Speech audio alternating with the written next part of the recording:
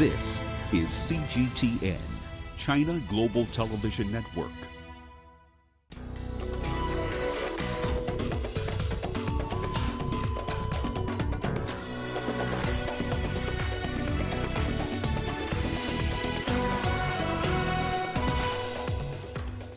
Suspected armed bandits abduct girls from a school in northwest Nigeria. Côte d'Ivoire set to receive COVID-19 vaccines from COVAX facility.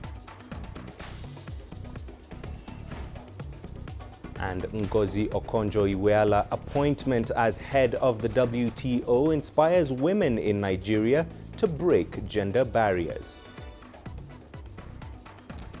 Hello and a very warm welcome to you wherever you're joining us. This is Africa Live, only on CGTN. I'm Mahia Mutua in Nairobi. Also coming up, in business, Nigeria's central bank defends its decision to ban cryptocurrencies in the country. And in sports, FIFA Ethics Committee drops Franz Beckenbauer's case due to expiry of state of limitations.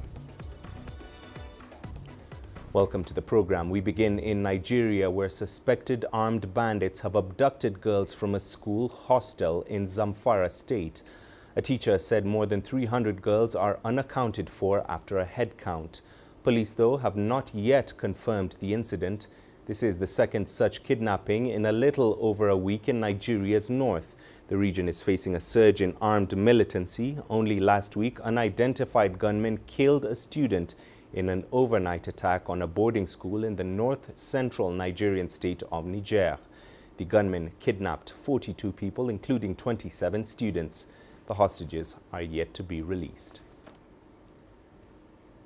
Well, now for the latest on the security situation in Nigeria, let's now cross over live to our correspondent Phil Ihaza, who joins us. Phil, can you give us an update on these latest abductions? What exactly happened and who's behind it?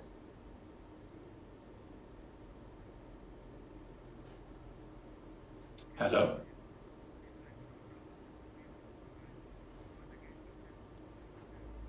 Let's take you to Phil Ihaza once again. Phil, are you able to give us an update on the latest abductions at this time? What exactly happened and who do we know is behind it? Well, we seem to have lost Phil there. Unfortunately, we'll try and get him back shortly. Moving on, Côte d'Ivoire will soon receive over 500,000 COVID-19 vaccine doses from COVAX. The vaccines and other equipment are being transported across the world by UNICEF as part of efforts by the COVAX facility to ensure equitable access to vaccines. COVAX is co-led by the Gavi Vaccine Alliance, the World Health Organization, and the Coalition for Epidemic Preparedness Innovations. UNICEF is leading in procurement and delivery of vaccines. COVAX is working with governments and manufacturers to ensure COVID-19 vaccines are available to both higher income and lower income countries. Uganda says the United States cannot lecture it on democracy. The response comes after a U.S. State Department spokesperson said the Biden administration was considering holding some individuals accountable for their involvement in alleged human rights violations during Uganda's recent elections. Isabel Nakiria now reports. The United States has called for investigations into incidents of violence during Uganda's elections. The Biden administration warns it could take measures against those responsible. However, Uganda's government says America should first fix its electoral process before trying to intervene in elections in African countries, citing the Capitol riots in Washington. We call on Ugandans to read between the lines the advice and lectures being dished out by the American ambassador, by the Europeans, because the European Union observed that election. And so I think really they have now lost the high moral ground to give anybody lectures. Uganda's 14th January elections were marred with violence and alleged irregularities. Incumbent President Yoweri Museveni won the elections with 59%, while his closest challenger Bobi Wine got 35%. Mr. Wine challenged the elections in court, but later withdrew his petition citing unfair hearing by the courts. Wine has also petitioned the UN for human rights violations against several of his supporters. Uganda says the US should provide proof of allegations of violence against opposition politicians. Isabel Nakiria, CGTN Kampala, Uganda. Well, let's take you back to our top story where suspected armed bandits have abducted girls from a school hostel in Zamfara state in Nigeria. A teacher said more than 300 girls are unaccounted for after a head count. Police, though, have not yet confirmed the incident. For the latest on the security situation in Nigeria, let's now cross to Phil Ihaza. Phil, what can you tell us about the latest on these abductions? What exactly happened and who's behind it?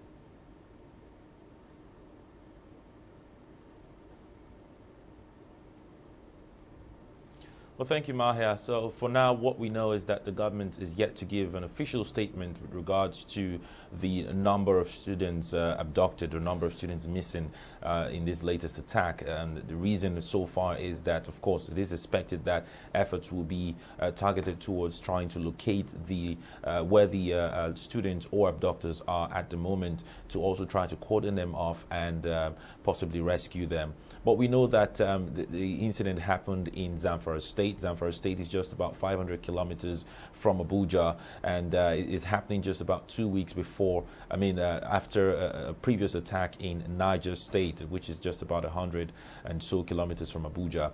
These attackers, according to staff and locals in the area, say these attackers appeared in security uniforms. They came as state actors and went into the dormitories to abduct these girls. Now, according to one of the teachers there, it is expected that there will be hundreds of them, over 300, because the entire population of the school is just about 450. And so we're just waiting for the government to give confirmation, and of course also monitoring efforts by the government to rescue them. And Phil, this latest attack comes just barely a week after a similar incident there. Some would say that the militant group Boko Haram is roaming the area with impunity. What has been the government's response to that?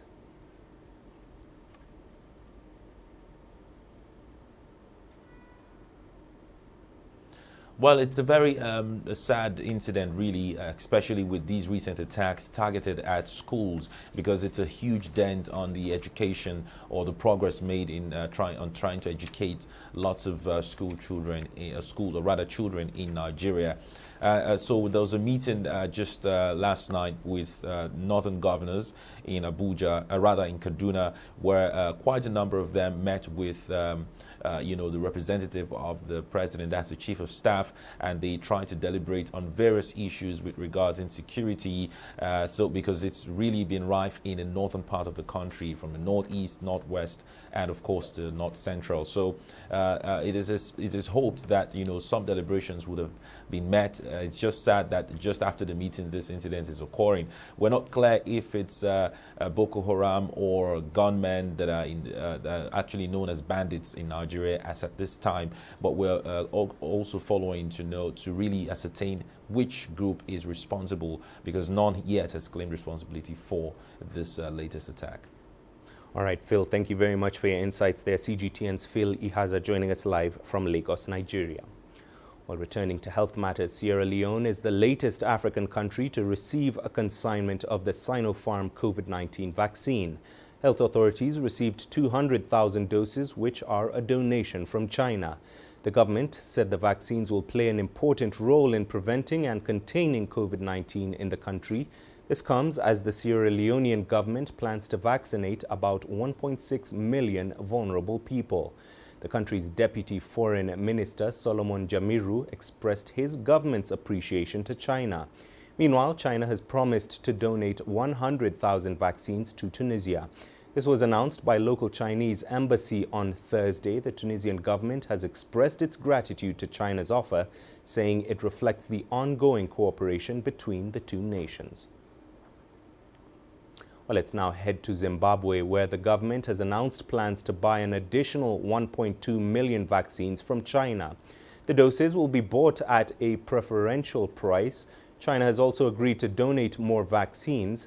Zimbabwe began vaccinations last week after receiving a donation of 200,000 doses of the Sinopharm jab. Chinese Ambassador Guo Xiaochun said his country will double its donation to 400,000 doses.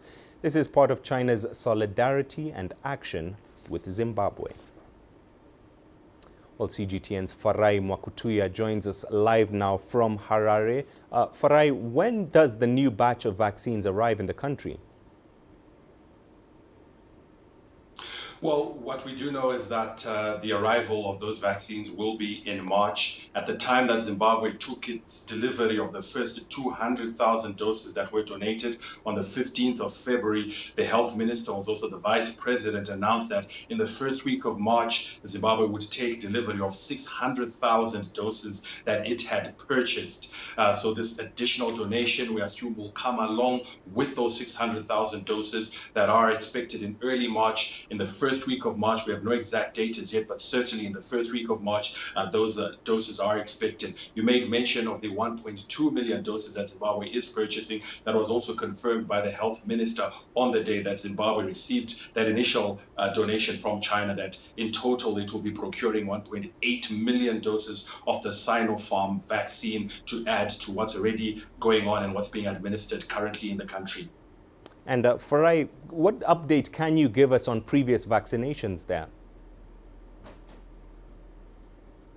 Well, the vaccination program began on the 18th of February. It has now since been rolled out to all the provinces of the country. So that is ongoing. As at Thursday, the Ministry of Health said that over 11,000 people had received their Sinopharm vaccination. Now, this initial phase is targeting frontline health workers, people that are working at the border posts and ports of entry, people in the security sector, and also journalists who have also been given, that preference to be as frontline workers and at a high risk. So that is the initial target of the vaccines. The next phase will target those who are unwell, those who are not feeling well, those who are sick, and the elderly, the high risk populations, those who have underlying conditions. And then thereafter, we expect that university lecturers, those in the education sector, will be vaccinated thereafter as Zimbabwe continues to roll out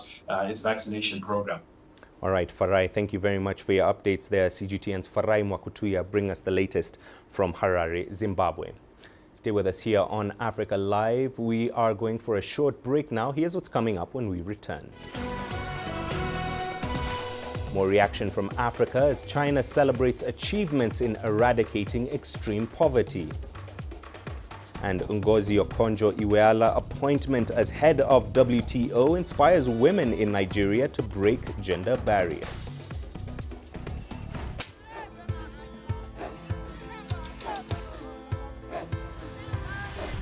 Africa is a continent of diversity, with varied climates and enchanting geography, and a people so distinct, but with a shared enduring spirit. We are at the heart of the continent to bring you the untold stories. Let's have a look. We celebrate Africa as it shapes its own destiny. Tunis, Nigeria, Juba, Ethiopia, Tanzania. Africa Live. Find your voice. For decades, one goal. 过上幸福美好的生活，一个人都不能少。 Over 700 million Chinese lifted from destitution. How has China achieved this? What does this mean for the country? And what does this mean for the world? Tune into our special coverage, Farewell to Poverty, only on CGTN.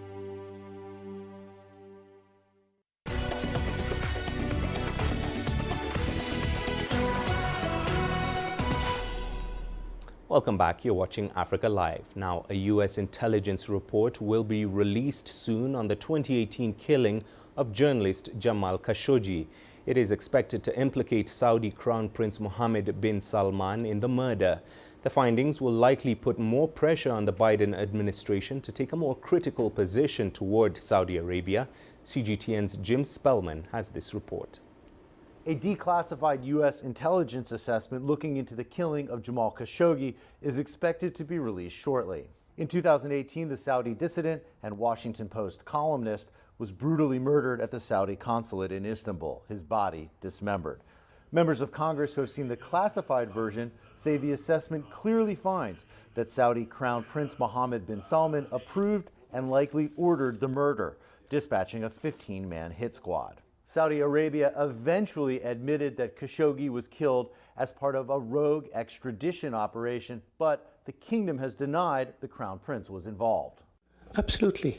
His Royal Highness the Crown Prince has nothing to do with this issue. This was individuals exceeding their authority and going beyond their mandate. U.S. President Joe Biden says he's read the report. The White House is facing pressure from human rights activists to place sanctions on Crown Prince Mohammed bin Salman, hoping to curb what they see as a crackdown on Saudi dissidents. The president is taking a fresh approach to how he engages with foreign leaders around the world, and different from the prior administration. And that means he will not hold back, and he will speak out when there are concerns he has about human rights abuses, about the lack of freedom of speech or the lack of freedom of media and expression, or any concerns he has. It's not clear how far Biden will go, and the White House has been clear they plan on maintaining a strategic relationship with Saudi Arabia. But many Democrats see this as an opportunity for President Biden to turn the page on former President Trump's hands-off approach to dealing with the Crown Prince. Jim Spellman, CGTN, Bethesda, Maryland. Elsewhere, Chinese State Councillor and Foreign Minister Wang Yi has held a phone call with Indian External Affairs Minister Subramanyam Jaishankar. During the phone call, Wang said the rights and wrongs of last year's situation along the border area are very clear and profound lessons should be drawn from the past. He added the two sides should maintain the strategic consensuses reached by their leaders. Jaishankar said India hopes to strengthen consultation with China, seek de-escalation of border tensions and bring relations back to the right track as soon as possible. Well, the Chinese government held a national conference in Beijing marking China's achievements in poverty eradication. President Xi Jinping delivered a speech during the ceremony. What are the lessons for Africa and what are the challenges facing the African continent when it comes to poverty reduction? Adhir Kavins, a scholar of international relations with a focus on China-Africa relations, tells us more. China has lifted over 890 million people out of poverty, and that is constituting over 70% of the global population that has been lifted out of poverty. And so if you look at it in terms of the international efforts to eradicate poverty, then it makes a very, very significant milestone. And then another thing that we can learn from what President was saying was the importance of fashioning a whole of society approach to this idea of poverty eradication. In most places around the world, you hear talking points and leaders speaking about what they wish to see. But in terms of doing a pragmatic approach, in terms of having tangible targets and then following up with evaluation mechanisms that can bear results, is very limited in so many parts of the world. And so when you see the Chinese experience, then you get an idea that this is a country that knew what it wanted to do, set very clear targets, set a very rational and pragmatic evaluation mechanisms, and are able to hold themselves to account and to achieve that on target. And the fact that China was becoming extreme poverty-free at a time of a serious challenge of COVID-19 pandemic was simply astounding. I remember many societies right now are experiencing what we call economic recession. China was the only major country, for example, to realize positive economic growth. So the idea that they are realizing this kind of milestone on the backdrop of a very serious global health crisis is something that all societies should be in a position to learn from. We can better target the idea of poverty alleviation. And you also listen to him talk about the role of prudent utilization of national resources, including cutting out vices like corruption, which has been a major point of concern for many countries in the developing South and even the developing North. The idea that public resources are not invested in the most productive sectors or wasted instead of being invested productively is something that he mentioned in his speech. And I think this is a takeaway that governments need to be clear in terms of their efforts to eradicate graft. Government needs to be clear in terms of targeting their investments. They need to be pragmatic in terms of the investment they are doing. Remember, in his speech, presidency really underscored the need to avoid what he called vanity projects or populist projects. But they have to be projects that are really rational. They have to be projects that are feasible. They are projects that can give returns where the public money has been invested. The whole of society has to be interested and invested with the idea of poverty eradication. This is not a task for government alone. It's not a task for the farm level, but it has to go to the community level, the families level. And even individuals must do what they have to do in a joint effort to eliminate poverty.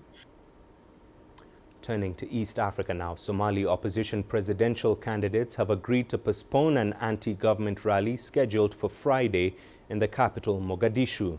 This follows a meeting between Prime Minister Mohamed Hussein Roble and opposition leaders on Thursday. The federal government expressed regret over last week's clashes that left at least 4 people dead. The postponed rally will now take place within 10 days, according to a statement. The government has agreed to the appointment of a committee to investigate the incident and guaranteed the constitutional right of citizens to protest. The leaders in a meeting also agreed to continue with talks to unlock a stalemate on how to proceed with the elections.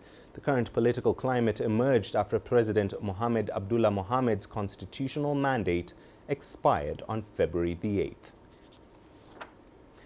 The announcement of Nigerian-born Ngozi Okonjo-Iweala as the head of the World Trade Organization leader has led to widespread celebrations, especially among Nigerian women. For a nation tackling gender stereotypes and inequality, many see Iweala's appointment as an inspiration for other women breaking gender barriers. CGTN's Kelechi Emekalam brings us the story of one of them, an automobile mechanic. 48-year-old Priscilla Ndika is an automobile mechanic in a suburb in Nigeria's capital, Abuja. Growing up, Priscilla wanted to become an aeronautic engineer, but she found herself in automobile repairs and has been making her mark in the industry for nearly 3 decades. Her dexterity with fixing Volvo-branded cars earned her the name Madam Volvo. I want to be separate. I want to be different from other girls that is doing other jobs, female jobs. But her success in a male-dominated industry didn't come easily. In a society like Nigeria that's largely patriarchal, Priscilla has met with resistance and unequal treatment because of her gender. As a female mechanic, men would like to intimidate you. But being a strong person inside the job and you know what you're doing, that challenges or the intimidations will not be, you will not regard it. She's inspired by women like Ngozi Okonjo-Iweala, the first woman and African appointed to lead the World Trade Organization. I will say that she's my role model because I like her actions. She don't even mind what people will say. She will do the right thing. Her appointment and her lifestyle encourages us. It makes us to know that what a man can do, woman can do it better than the men. So she gives us joy. Priscilla is able to pay her kids' school fees from her automobile repair earnings, but she says her greatest feat is inspiring other young women. She's trained over a dozen girls and wants to help more become self-dependent. My plans to have a bigger workshop where I will be able to train more women, more girls. Instead of them relying on their parents or relying on men, they will concentrate and learn a trade that will benefit them in future. So if I can have the workshop well equipped, I will be able to train them. Despite gender parity issues, the country's Bureau of Statistics shows that 40% of Nigerian women are entrepreneurs. It's one of the highest ratios of female business owners in the world. With the right support from institutions and government, many here believe that Nigerian women can achieve even greater feats. Kelechi Emekalam, CGTN Abuja, Nigeria. Well, it's just about time for all the latest in business. Here's what's coming up. Nigeria's central bank defends its decision to ban cryptocurrencies in the country. And Ghana sets up an $8.7 million fund to revive its tourism sector.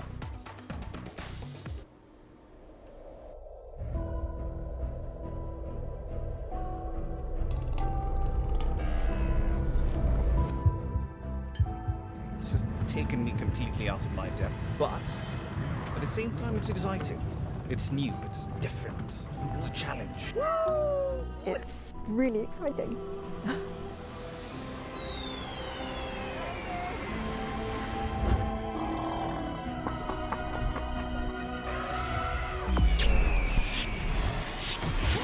the last 14 hours of rain.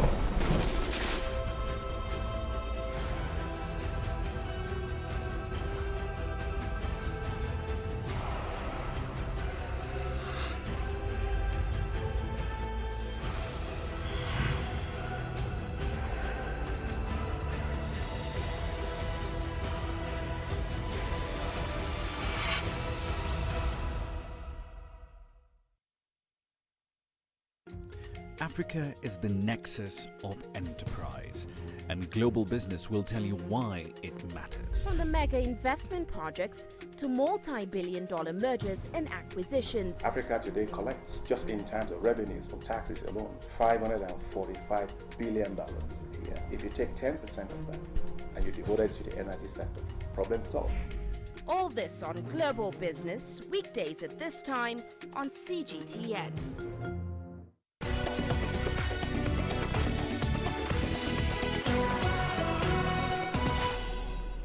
Welcome back. Let's jump into the business now. The governor of the Central Bank of Nigeria has defended the recent restrictions on cryptocurrency in the country. Godwin Emefiele told a committee of Nigerian Senate that the decision was taken to protect Nigerians on grounds that cryptocurrency transactions are not transparent and cannot be trailed. The ban by the central bank has sparked public debate, with some fearing it might derail the country's diversification drive. CGTN's Deji Badmas now reports. We know that cryptos or bitcoins... It's the first time the central bank governor himself would be speaking on the restrictions imposed by the bank on the use of cryptocurrency in Nigeria. Senators have summoned him and heads of other agencies to shed more light on the crypto ban. Since many Nigerians delved into its usage, we have been studying its development and paying close attention to occurrences in that space. Now, we know enough at this stage to decide that a continuation of these opaque activities significantly threaten the safety and soundness of our financial system. If those who trade in virtual assets do not wish to be known, and as many as we are in this room, we can sit down and create our own currencies and invite other people to trade in them and expect a regulator to protect us, then we're not being realistic, because the regulator cannot control anything. We're neither registered with the regulator, nor can the regulator set boundaries for us, and this is what cryptocurrencies are. But proponents of cryptocurrencies say the restrictions are a bad idea. They say it's a major setback for the country's national digital economy policy and strategy. I will advise the government to have a rethink. Rather than banning or stopping it, transaction through the banks, they should find a way to close the gaps. If they found a loophole, ensure those loopholes are closed so that Nigerians can still find a way of doing their business. Nigeria is the second largest Bitcoin market in the world. Between 2015 and 2020, cryptocurrency holders in the country traded over 60,000 Bitcoins valued at $566 million. Proponents of the virtual currency say the ban could be a serious loss to the Nigerian financial system, but the authorities are not swayed. Sometimes we wonder, from data available, that Nigeria comes second in the world. And most of us are applauding the fact that Nigeria comes second in the world in the use of a tool that is used to facilitate scam and 419. We come second in the world in the use of tools that are used to finance money laundering. We come second in the world in the use of a tool that finances terrorism. The last has certainly not been heard of cryptocurrency in Nigeria. The CBN chief says he's asked the relevant departments and the Apex Bank to carry out further investigations to enable everyone have a better and deeper understanding of the cryptocurrency ecosystem. Besides, the Senate will also have a say after eventually considering the report of its committee. Deji Badmos, CGTN, Lagos, Nigeria. Staying in the region, the Ghanaian government says it'll roll out $8.7 million to entrepreneurs in the tourism sector. It's part of the post-COVID-19 economic recovery program. The minister-designate for Tourism, Arts and Culture says the tourism sector has lost a significant amount of investments amid the COVID-19 pandemic. The department now plans to institute measures to ensure the sector gets back on track. Ghana is estimated to have incurred losses to the tune of $1.1 billion due to restrictions on travel and tourism activities. Elsewhere, South Africa has been hosting its first ever Ocean Economic Summit amid plans to diversify its economy and create employment opportunities. Over the next 4 years, authorities expect the ocean's economy to bring in $261 million from government and a further $4.5 billion from the private sector. CGTN's Yolisa Njamela has more. South Africa is targeting the ocean's economy to grow and transform the country's economy, to create jobs and also attract investment. The country has an initiative called Operation Phakisa, which means Operation Hari in Sesotho language. Operation Phakisa focuses on unlocking and capitalizing on the economic potential of South Africa's oceans.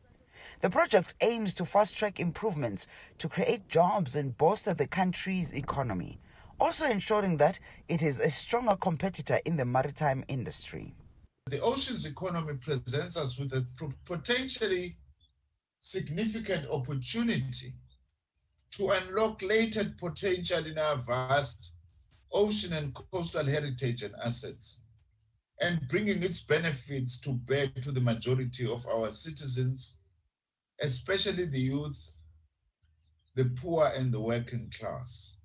Clearly, in the light of the recent recession and contraction in the global economy as a result of COVID-19, we will need to work extra time and do some more in order to be able to realize this huge potential from our ocean economy.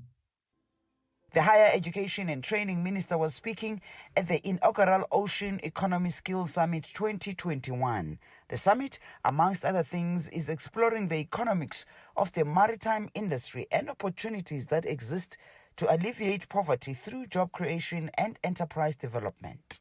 South Africa is a sailing nation and boat building nation.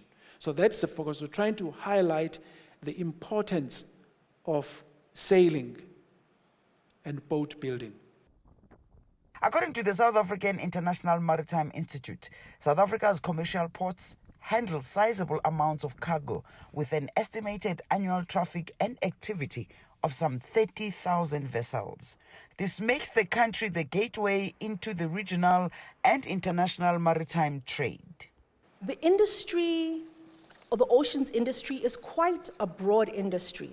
It encompasses fishing, it encompasses shipbuilding and ship repair, it encompasses boat building, the oil and gas sector is active there. Our objectives are in economic growth and job creation. As industry players, we are in there to deliver services, to deliver products that somebody is willing to pay for at a price that is greater than what we have to put in to deliver them. The summit is expected to end with concrete directives as to how to practically maximize the benefits of the maritime industry. Yulisa Njambela for CGTN in Johannesburg, South Africa. Now, some companies in China have started their spring hunting season for new staff. And it's notable that in Shanghai this year, many financial institutions have expanded their search for wealth management professionals. Chen Tong reports. Liu Tianyi has been working as a wealth management manager for only a year.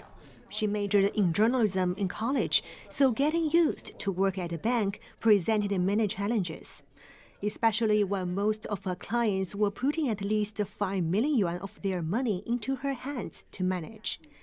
She needed to learn a lot about finance and learn it in a hurry. I needed to have very comprehensive knowledge of things, because asset management is far more than just stocks and funds. It includes many other products as well. I've been getting regular training every week on marketing, wealth management, and sales techniques. The bank Liu works for, the Development Bank of Singapore, is looking to enroll 30 more young professionals in Shanghai this spring, targeting fresh college graduates with less than 1 year of working experience. The bank's big plan is to target China's growing wealth management market. A report from the China Banking Association shows the number of high-net-worth individuals in the country had reached 1.32 million as of the end of 2019, accounting for 20% of all those in the Asia-Pacific region. Each of them has at least 10 million yuan in hand, and they need professionals to help them manage their money. The demand for wealth management professionals is huge. We are in urgent need of wealth management managers and people who know about digitalization. This professional training center in Shanghai is feeling the demand as well. It's planning new classes to offer lessons on personal wealth management, insurance, taxation, and legal regulation. The school's dean says high-net-worth individuals have sophisticated asset management demands, so there's an urgent need for professionals to serve them. Shanghai is building itself into an international finance center, so professionals are definitely needed. What's more, wealth management is a very broad topic. How best to allocate assets for individuals and companies requires professionals with very comprehensive knowledge. Our country has no specific training for that, so the gap is huge. The Shanghai government says the number of professionals working in the city's finance industry has reached more than 470,000, double the figure of a decade ago. In the last year alone, China's commercial banks between them set up 6 new wealth management firms. And as China's economy grows, the demand for the money managers is expected to do nothing but grow with it. Chen Tong, ICS for CGTN, Shanghai.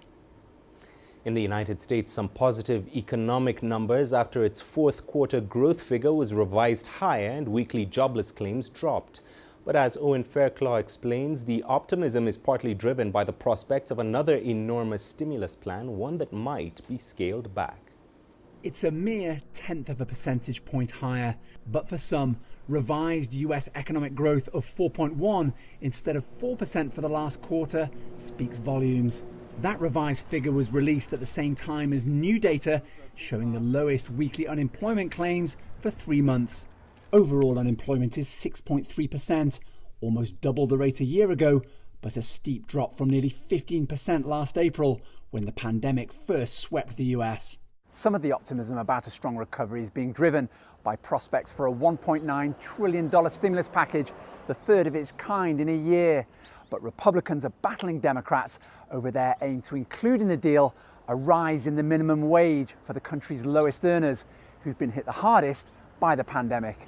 And even if stimulus checks of $1,400 are likely to be agreed in a scaled-back stimulus plan, the head of the US Central Bank is urging caution about economic growth. We're still 10 million jobs below the level of payroll jobs before the crisis. There's still a long way to go.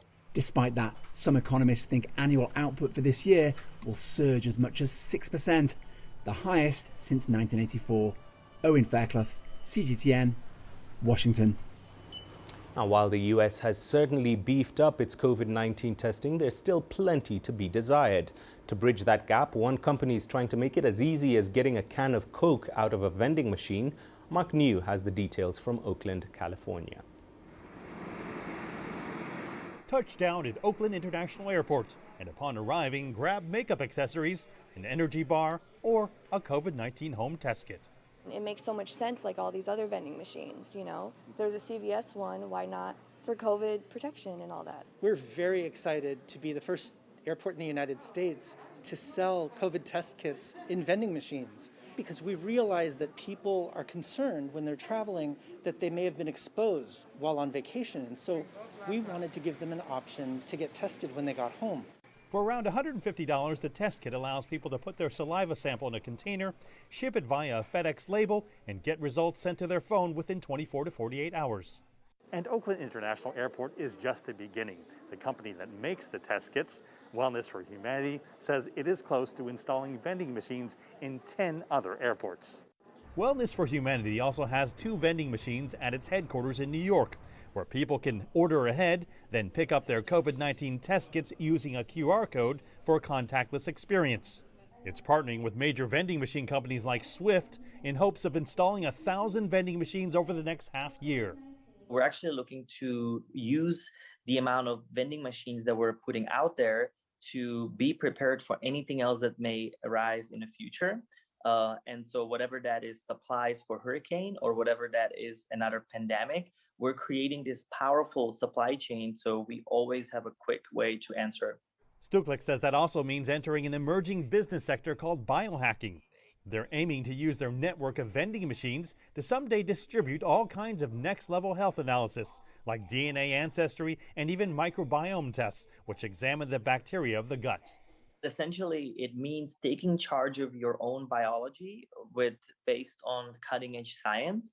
And part of that whole process is figuring out your results. We want to be able to give, DNA testing, give microbiome testing at a discounted rate where people have a quick access for, home use. And that's kind of our future of wellness to us. So the next time you look at a vending machine, it could be far more than an opportunity to buy a souvenir. It could be the platform for learning about the current state of your body and its future health. Mark New, CGTN, Oakland, California. And we're taking another short break here on Africa Live. Here's what's still to come when we return. A look at different foods that define unity and diversity in South Africa. Join us in Global Business and see Africa through our eyes.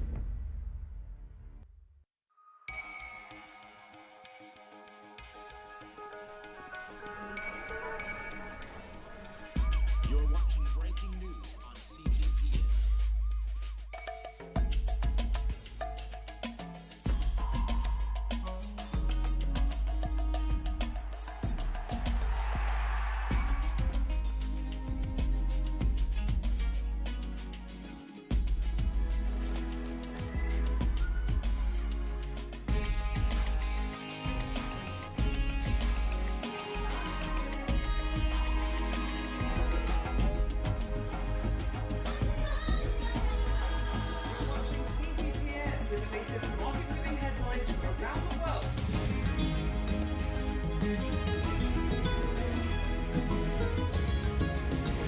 Welcome to the world today on CGTN.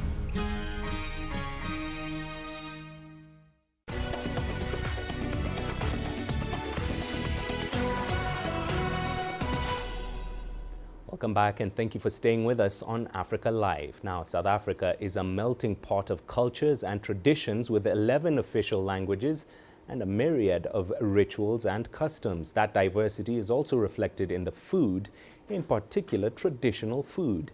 CGTN's Yolisa Njamela takes a look at South Africa's culinary traditions. According to South Africa's Center of Excellence in Food Security, local traditional foods are nutrient-rich, are not processed, and have a long history of supporting health and wellness. The organization focuses on innovative research and critical inquiry to enable South Africa to tackle the challenges of food. Some nutritionists say many communities have neglected the importance of traditional food intake. As a result, they suffer the negative effects of eating junk food. But many continue to strive to make nutritious traditional food. Johannesburg resident Stolubuhle Mpofu is one of those. She's a working mother of 2, but insists on making time to make this kind of food for her family. I like cooking traditional food just because it's healthy for my children and my husband. It has vitamins, proteins, and minerals. I like mkhoti, spinach, and pap. Junk food is not healthy. It's easy to get them, but you will be always taking money to the doctor just because you like easy thing. Homemade food is the best.